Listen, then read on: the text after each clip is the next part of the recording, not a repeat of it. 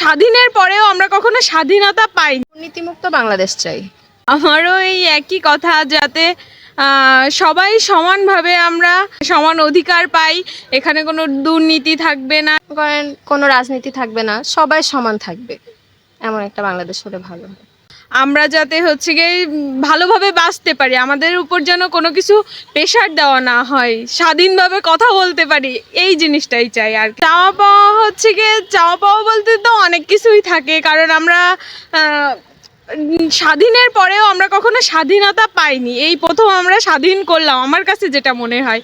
এখন আমরা এখানে চাই কেউ যেন কোনো দুর্নীতি না করে, আর কোনো দলীয়তা চাই না, জনগণ যেটা বলবে আমরা সেটাই চাই। জনগণ যাতে দেশের উন্নতি করতে পারে, শিক্ষা ব্যবস্থা যেটুকু গেছে ওইটা যেন আবার উন্নতি হয়, এগুলোই চাই।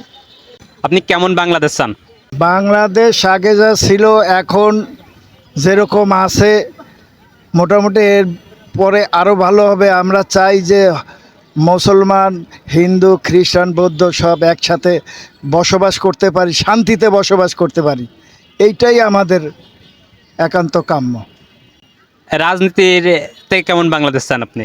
রাজনীতিতে ইসলামিক কান্ট্রি হলে সবচাইতে ভালো হয়। মানুষের চলাফেরা, রাস্তাঘাট নিরাপদভাবে মানুষ যদি চলতে পারে সেইটাই ভালো। বেহায়াপনা, অশ্লীল এগুলো যেন না হয়, সেই দিকে যদি সরকার একটু প্রশাসন দিয়ে একটু খেয়াল করে তাহলে সেইটাই ভালো হবে। ধন্যবাদ।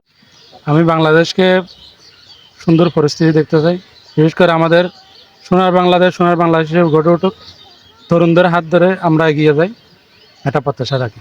আপনি যেহেতু ব্যাংকিং সেক্টরে আছেন মনে হচ্ছে, তো এই অর্থনৈতিক অবস্থা আপনি বাংলাদেশের কোথায় দেখতে চান? বর্তমানে হিসাব করলে অর্থনৈতিক ব্যবস্থায় বাংলাদেশ অনেক পিছিয়ে, সুতরাং আমাদেরকে যদি আমরা তরুণ প্রজন্ম মিলে বাংলাদেশের সর্বসাধারণ সবাই যদি মিলে যদি আমরা বাংলাদেশের সুন্দরভাবে গড়ে তুলতে পারি তাহলে আমাদের আর্থিক অবস্থা উন্নতি হবে। এই দুর্নীতিমুক্ত এবং বাক স্বাধীনতা থাকবে এরকম বাংলাদেশ দেখতে চাই। আগের মতো সেই স্বৈরাচারী আওয়ামী লীগ হোক, বিএনপি হোক, যেই আসুক ক্ষমতায় বা নতুন, তবে আমি চাই নতুন প্রজন্ম যারা আছে তারা নতুন করে সাজায় গোছায় দুর্নীতিমুক্ত।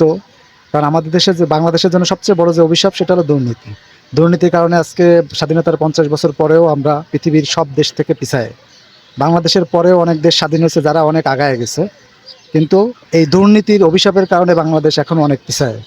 সে কারণে আমি চাই বাংলাদেশ হোক দুর্নীতিমুক্ত এবং সব ধরনের, বিশেষ করে যারা প্রশাসন আছে, প্রশাসন যেন স্বাধীনতা থাকে, কোনো ওই সরকারি দলের পেটোয়া বাহিনীতে যেন পরিণত না হয়।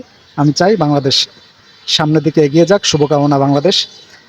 তরুণ প্রজন্ম যেন সেভাবেই একটা সুন্দর, এবং ডক্টর ইউনূসের হাত ধরে যেন একটা সুন্দর আগামী প্রজন্ম বা আগামী সুন্দর ভবিষ্যৎ হয়, বাংলাদেশের সমৃদ্ধশালী বাংলাদেশ, উন্নত বাংলাদেশ হয়, সেই শুভকামনা রইল।